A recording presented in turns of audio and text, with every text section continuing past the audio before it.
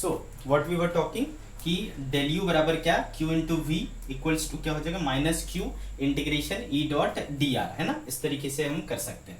अच्छा चलो, तो क्यू, अब हमको बताओ कि किसी पॉइंट पर जो पोटेंशियल था, है ना, उसका फॉर्मूला क्या आया था हमारे पास क्या फॉर्मूला आया था बेटा, इसका आया था के क्यू बाय आर, आया था कि नहीं, के क्यू बाय आर। तो ये देखो क्या फॉर्मूला आ गया बेटा, k capital Q small q by r. ये कब था सिचुएशन, जब ये हमारा कैपिटल क्यू था और इसके कारण किसी आर डिस्टेंस पर किसी पॉइंट पर हमें पोटेंशियल निकालना था, है ना, पोटेंशियल निकालना था। तो क्या आया था, के क्यू बाय आर। अब इस पॉइंट पर आपने क्या रख दिया, क्यू रख दिया, तो इस पे क्या आ गया, पोटेंशियल एनर्जी आ गया, है ना, पोटेंशियल एनर्जी आ गया। कितना आ गया बेटा, देखो अभी की सिचुएशन में k capital Q small q by r. तो बेटा इसमें आपने क्या किया था, इस क्यू को कहां से लाया था, इन्फिनिटी से लाया था ना, कहां से लाया था, इन्फिनिटी से लाया था। ठीक है, तो इन्फिनिटी से जब मैं लाऊंगा तो मेरा इनिशियल पोजीशन क्या हुआ, इन्फिनिटी, और फाइनल पोजीशन क्या हुआ, वहां पर हुआ। ठीक है, तो देखो, तो फाइनल पोजीशन हुआ आर पर और इनिशियल पोजीशन कहाँ था, इन्फिनिटी पर। तो बेटे इन्फिनिटी पर जो पोटेंशियल एनर्जी है ना वो जीरो माना जाता है, क्योंकि इन्फिनिटी को रेफरेंस माना जाता है। ठीक है, तो इन्फिनिटी को रेफरेंस मान लिया, तो ये क्या हो गया बेटा, जीरो। तो u एट एनी r जो है वो देखो क्या निकल के आ रहा है, k into capital Q small q upon r, या फिर आप इसको कह सकते हो k q1 q2 by r। तो ये पोटेंशियल एनर्जी का फॉर्मूला होता है दो पॉइंट चार्जेस के बीच में अगर डिस्टेंस r है। ठीक है, तो अगर दो पॉइंट चार्जेस के बीच में डिस्टेंस r है, आपको उनके बीच का पोटेंशियल एनर्जी निकालना है, तो आप क्या फॉर्मूला यूज कर सकते हो, के Q1 Q2 बाई आर। के की अगर वैल्यू पुट कर दोगे तो 1 upon 4 pi epsilon naught Q1 Q2 upon r भी हो जाएगा। ठीक है, तो बेसिकली पोटेंशियल एनर्जी है क्या, अगर और डीप में समझो तो इसका मतलब होता है कि दो चार्ज को अरेंज करने के लिए, है ना, दो चार्ज को अरेंज करने के लिए जितने एनर्जी की जरूरत पड़ती है दैट इज पोटेंशियल एनर्जी। या दूसरा तरीका है कि आपको किसी चार्ज को एक पॉइंट से दूसरे पॉइंट तक, सॉरी इन्फिनिटी से किसी पॉइंट तक लाने में जो वर्क डन रिक्वायर्ड होती है ना, देखो work done required to bring a, sorry कहाँ गया, हाँ वर्क डन, देखो कहाँ से कहाँ तक, इन्फिनिटी से पी तक, है ना, equals to q into V, उसी को हमने आगे प्रोसेस किया। तो ये इतनी चीजें आई।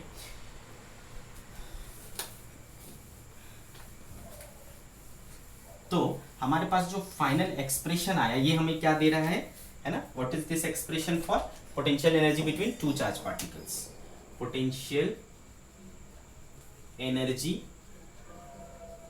Between two charge particle, two charge particle. ठीक है, ये आया, कितना आया, तो भाई k Q1 Q2 upon r, this is potential energy. ठीक है बेटे, क्लियर। अगर दो से अधिक हो गए, तीन हो गए, चार हो गए, तो क्या करेंगे। ठीक है, आगे बढ़ते हैं।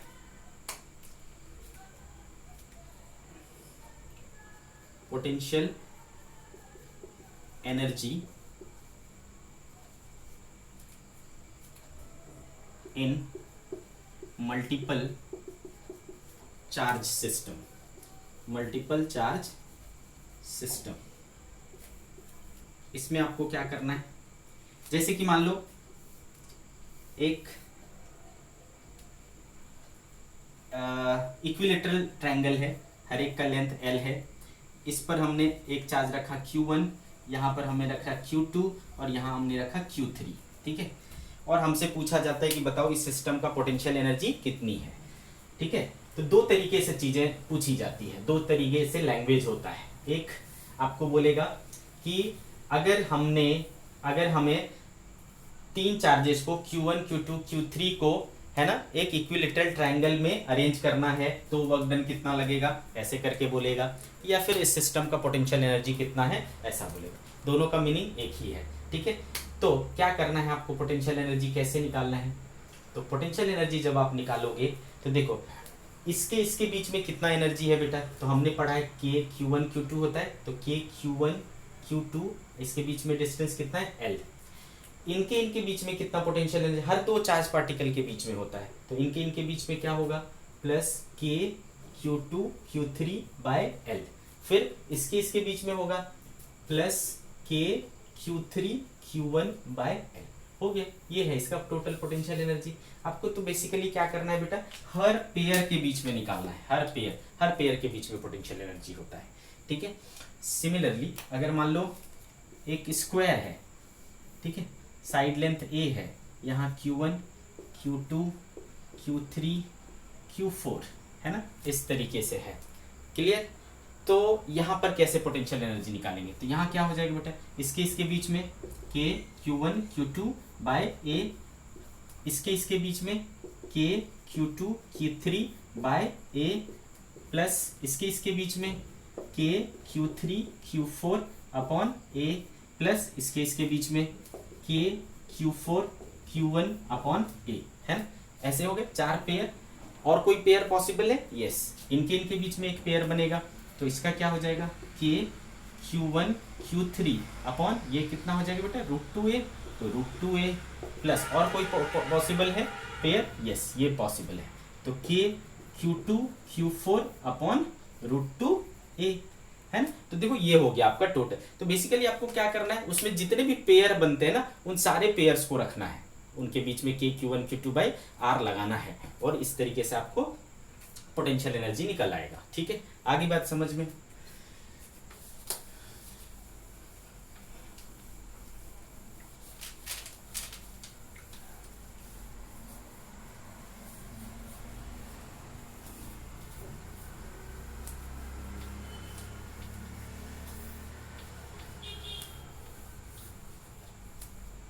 अब मान लो कि कहीं पर ऑलरेडी एक इलेक्ट्रिक फील्ड है, ठीक है, ऑलरेडी एक इलेक्ट्रिक फील्ड, अभी क्या था, एक्सटर्नल कोई फील्ड नहीं था, ठीक है, हमने बाहर से कोई फील्ड नहीं लगाया था। अगर ऑलरेडी कोई फील्ड है और वहां पर हमें चार्ज सिस्टम डेवलप करना है, चार्ज सिस्टम बनाना है, ठीक है, एक चार्ज को अरेंज करना है, तो वहां क्या होगा, potential energy,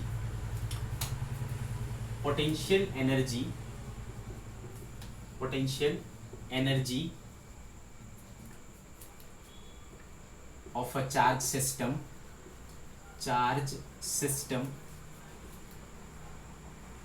in external field,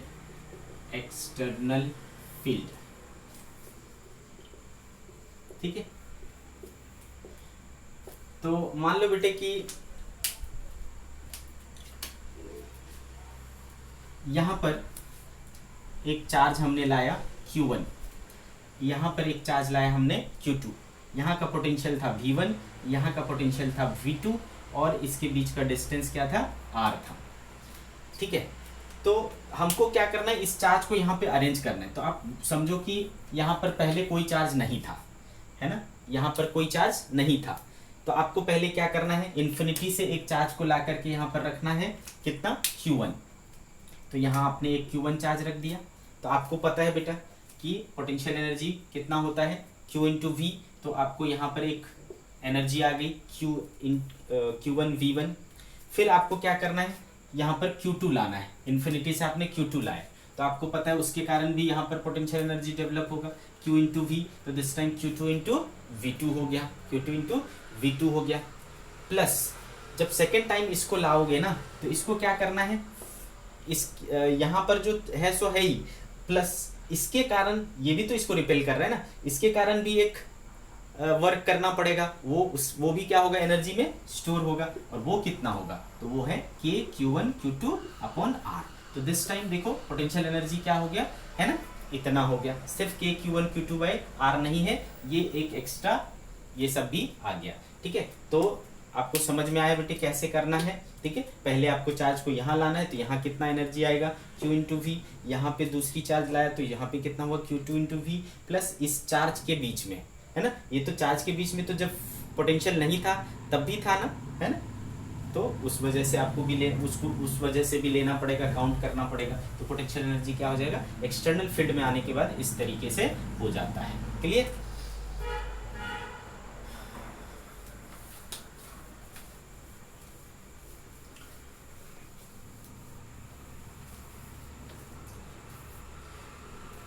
अच्छा, जैसा मैंने बोला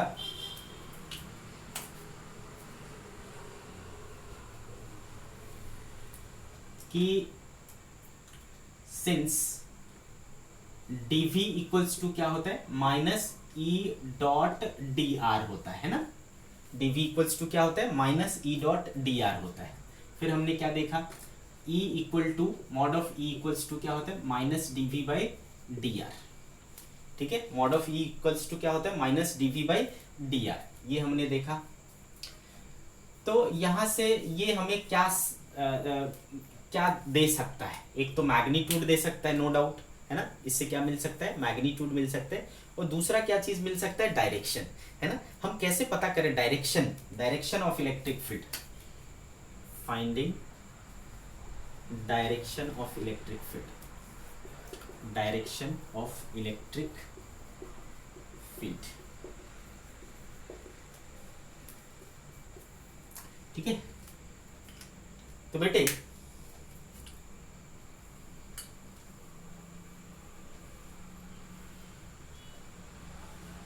ये क्या शो कर रहा है, ये जो निगेटिव है ना, ये क्या शो कर रहा है, ये शो कर रहा है कि इलेक्ट्रिक फील्ड का जो डायरेक्शन होगा,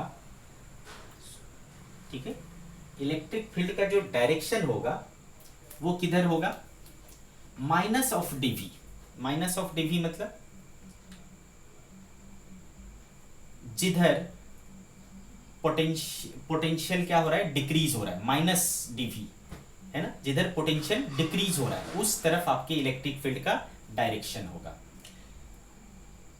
या फिर आप इसको और दूसरे तरीके से सोच सकते हो, मान लो यहां पर इस तरीके से इलेक्ट्रिक फील्ड है, this is the direction of electric field, और आप मान लो यहां से यहां एक चार्ज को लेके गए, ठीक है, ये एंगल क्या है, थीटा है, okay, this is del x और दिस इज डेल वाई, है ना, ये कंपोनेंट है, ओके। तो चूंकि आपने क्या पढ़ रखा है, डेल वी इक्वल्स टू क्या होता है, minus E dot del r, ठीक है, minus E dot del r, इस तरीके से पढ़ रखा है। तो बेटे माइनस ऑफ इलेक्ट्रिक फील्ड और डेल आर के बीच में क्या एंगल है, देखो तो थीटा है, तो क्या हो जाएगा, minus E del r cos theta, ऐसा हो जाएगा, minus E del r cos theta. अगर ये डेल आर है तो डेल आर कॉस थीटा ये वाला होगा, डेल आर कॉस थीटा होगा कि नहीं, ठीक है। तो ये जो डेल आर कॉस थीटा है वो बेसिकली क्या है, डेल एक्स है, तो माइनस ई डेल एक्स, ऐसा आया बेटा, del V equals to minus E del x आया, ठीक है, क्लियर है। तो आपने क्या देखा बेटा, आपने क्या देखा, ये जो डेल वी है वो कैसे लिखाएगा, डेल वी मतलब क्या होता है, फाइनल माइनस इनिशियल, तो ये क्या हो जाएगा, v2 माइनस v1, तो this is v2 minus v1, तो v2 minus v1 equals to क्या आया, माइनस ई डेल एक्स आया, ठीक है। ये चीज क्या आया बेटा, नेगेटिव आया, है ना, ये चीज क्या आया, नेगेटिव आया। इसका क्या मतलब है, नेगेटिव आने का मतलब क्या है, v2 छोटा है और v1 क्या है, बड़ा है ना, v1 is greater than v2। तो आपने क्या देखा बेटा, v1 is greater than v2 मतलब ये वाला पोटेंशियल ज्यादा है और ये वाला पोटेंशियल कम है ना, ये वाला ज्यादा है और ये वाला कम है, मतलब, और इलेक्ट्रिक फील्ड का डायरेक्शन किधर है, इस तरफ। तो जब मैं इधर से इधर जा रहा हूँ तो यहाँ ज्यादा हूँ ना, यहाँ पे पोटेंशियल ज्यादा है और इधर जाने पे कम हो रहा है, और इसी तरफ क्या है, इलेक्ट्रिक फील्ड का भी डायरेक्शन है, यानी along the direction of field, along the direction of field आपका पोटेंशियल क्या हो रहा है, डिक्रीज हो रहा है। आ रही बात समझ में। तो यहां से हमें आइडिया मिलता है कि along the direction of field, ठीक है, along the direction of field potential क्या होता है, डिक्रीज होता है, potential decreases, okay, along the direction of field potential क्या होता है, डिक्रीज होता है। आ रही बात समझ में, along the direction of field potential decreases, ठीक। एक बात, इसको दूसरे शब्दों में आप क्या कह सकते हो, इसको दूसरे शब्दों में ये कह सकते हो कि जिधर पोटेंशियल डिक्रीज होता है उधर ही फील्ड का डायरेक्शन होता है ना। Field is directed along the direction of decreasing potential. Decreasing potential के डायरेक्शन में, है ना, आपका फील्ड का डायरेक्शन होता है। तो यहां से आपको आइडिया मिल जाता है कि आप इलेक्ट्रिक फील्ड का डायरेक्शन कैसे निकालें। मैग्नीट्यूड कैसे निकलेगा बेटा, dv बाई डी आर कर लो, है ना, dv बाई डी आर कर लोगे तो उसका मैग्नीट्यूड मिल जाएगा। और डायरेक्शन क्या दिख रहा है ना, जब आप इसको minus dv by d are करते हो, जब आप minus dv by d are करते हो तो यहीं से समझ में आ जाते हैं कि डिक्रीजिंग पोटेंशियल की ओर है, इसका डायरेक्शन किधर है, डिक्रीजिंग पोटेंशियल की ओर है। सिर्फ मैग्नीट्यूड लेना है तो only dv by d are कर लेंगे, कुछ दिक्कत है, ठीक है। तो आपको दो बातें समझनी है, याद रखनी है कि along the direction of field potential हमेशा डिक्रीज करता है ना, और क्या बोलते हैं, फील्ड के अपोजिट में क्या होता है, सॉरी, फील्ड के, या फिर दूसरे शब्दों में क्या कह सकता हो, फील्ड हमेशा घटते हुए पोटेंशियल की ओर होता है। जिधर पोटेंशियल डिक्रीज होता है उधर ही इसका डायरेक्शन होता है।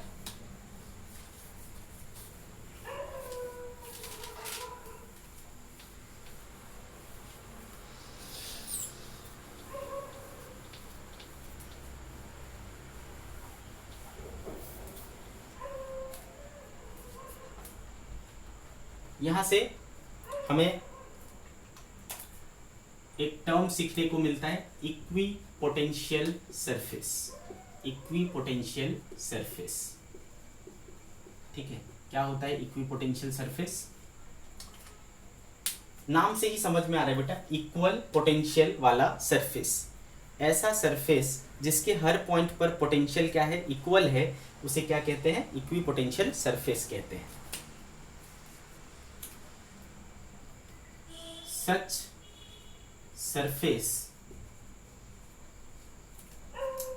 surface where potential at all points are same is called equipotential surface. Equipotential surface, इसको हम क्या कहते हैं, इक्विपोटेंशियल सरफेस कहते हैं। क्लियर है मेरी बात। अब इक्विपोटेंशियल अगर कोई सरफेस है तो उससे आप क्या समझ सकते हो, क्या क्या प्रॉपर्टीज उसके आप बता सकते हो। तो हम बात करने वाले हैं properties of equipotential surface. Properties of equipotential surface, चलिए बात करते हैं। पहला, सबसे पहले आपने क्या देखा बेटा, उसके हर एक पॉइंट पर पोटेंशियल क्या है, सेम है। तो पहला प्रॉपर्टी क्या हो गया, potential at all points of equipotential surface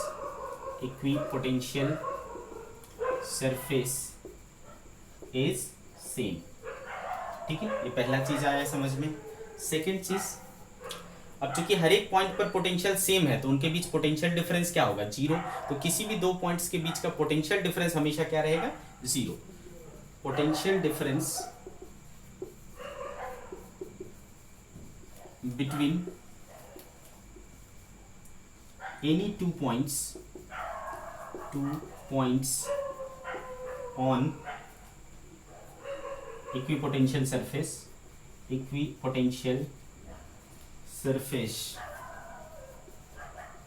is zero, ठीक है। dv हमेशा क्या रहेगा, जीरो रहेगा। तीसरी चीज, अब चूंकि दो पॉइंट के बीच में पोटेंशियल में कोई डिफरेंस नहीं है, ठीक है, तो अभी चूंकि आपने पढ़ा है कि पोटेंशियल एनर्जी क्या होता है, Q इंटू वी होता है, या Q इंटू डी वी होता है, या Q इंटू डेल वी होता है, ठीक है। अगर पोटेंशियल डिफरेंस ही नहीं है तो आपको वर्क करने में, है ना, अगर यही जीरो है तो ये क्या हो गया, जीरो हो गया, तो वर्क डन नहीं लगेगा आपको, है ना, एनर्जी नहीं बढ़ेगी घटेगी, एनर्जी में कोई चेंज नहीं होगा, ठीक है। तो एक पॉइंट से दूसरे पॉइंट में ले जाने में कोई भी वर्क डन नहीं लगता है। Work done in moving a charge from one point to another in case of equipotential surface is 0।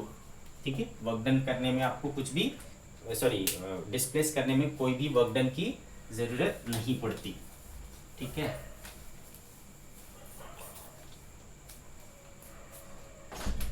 Fourth कभी भी इलेक्ट्रिक फील्ड का जो डायरेक्शन होता है वो हमेशा इक्विपोटेंशियल सरफेस के परपेंडिकुलर होता है। ठीक है, electric field is always perpendicular to equipotential surface.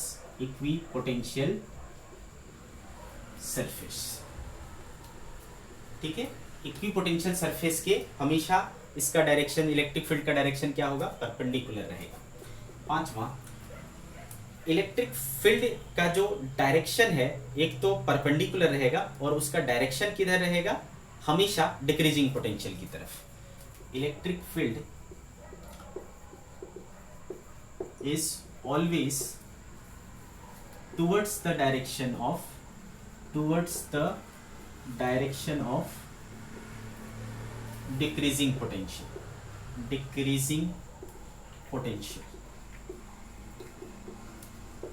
ठीक है, तो एक प्रकार से ये हमें डायरेक्शन भी बता रहा है। ओके, तो हमें क्या समझ में आया, इक्विपोटेंशियल सरफेस पर अगर आप परपेंडिकुलर डालते हो along the direction of decreasing potential तो वो आपको फील्ड का डायरेक्शन बता देता है। ठीक है, इस वजह से कभी भी दो इक्विपोटेंशियल सरफेस एक दूसरे को इंटरसेक्ट नहीं करेगा। Two equipotential surface can never intersect each other।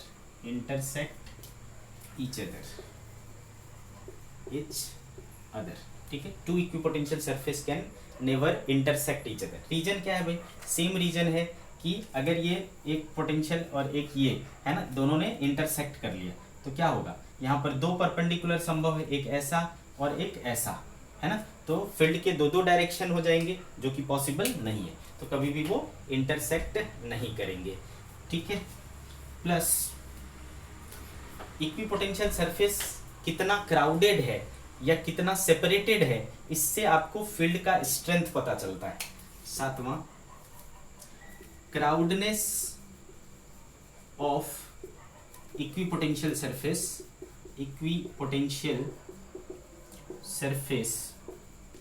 ठीक है, crowdness of equipotential surface gives the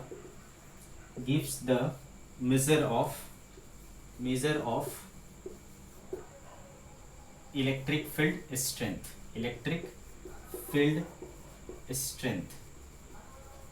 ठीक है, कैसे बेटा, क्राउडनेस जितना ज्यादा होगा उसकी स्ट्रेंथ उतनी ज्यादा होगी, डायरेक्टली प्रोपोर्शनल रिलेशन। तो ये क्या बोलते हैं, इक्विपोटेंशियल सरफेस के कुछ प्रॉपर्टीज थे। ठीक है, इक्विपोटेंशियल सरफेस के प्रॉपर्टीज थे। ओके बच्चों, ठीक है, बाय बाय।